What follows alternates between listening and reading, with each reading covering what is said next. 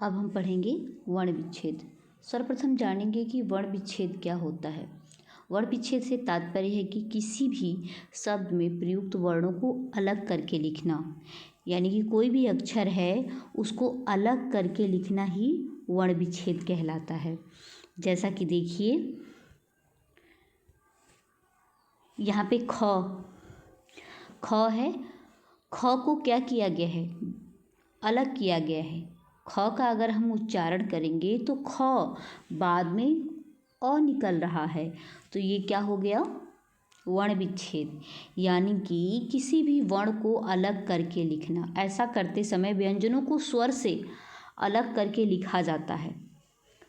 ठीक है, तो ये हो गया वर्ण विच्छेद। वर्ण विच्छेद में जैसा कि हमने पहले ही आपको बताया था कि हर व्यंजन में एक स्वर छुपा होता है। अगर उसमें मात्रा लगी है तो भी, अगर उसमें मात्रा लगी है तो उसकी मात्रा उसमें होती है स्वर के रूप में। अगर उसमें मात्रा नहीं है तो अस्वर जो है, अस्वर जो है वो हमेशा व्यंजन के साथ जुड़ा रहता है। जैसे कि ख में अभी आपने देखा, कि ख के साथ अ जुड़ा हुआ है, तब मिला करके ये व्यंजन पूरा होता है। अगर स्वर उसमें नहीं है तो वो व्यंजन पूरा नहीं होता है। तो अब हम देखेंगे कि ये तो वर्णों का विच्छेद हो गया, कैसे हम इसको करते हैं। ठीक है, जैसा कि मैंने यहाँ लिखा है पत्र। ठीक है, पत्र का वर्ण विच्छेद अगर कर रहे हैं तो प में अ है तो प में से अ को अलग करेंगे। इसके बाद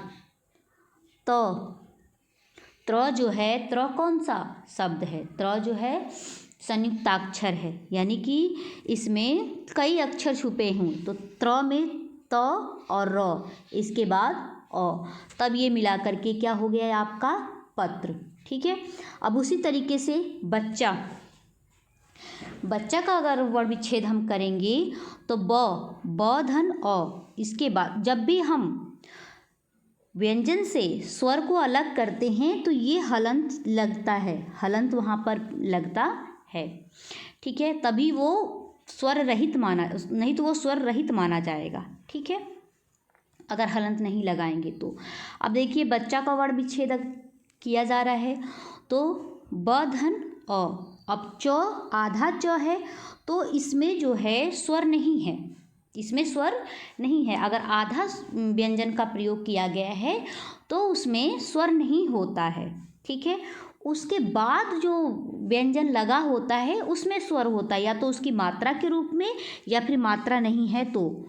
ठीक है, तो ब धन अ धन च, धन च धन आ, क्योंकि इस पे आ की मात्रा लगी है तो यहाँ पे अ नहीं रहेगा, आ रहेगी। अगर मात्रा लगा है तब अस्वर नहीं रहता है, इतना हमको ध्यान देना है।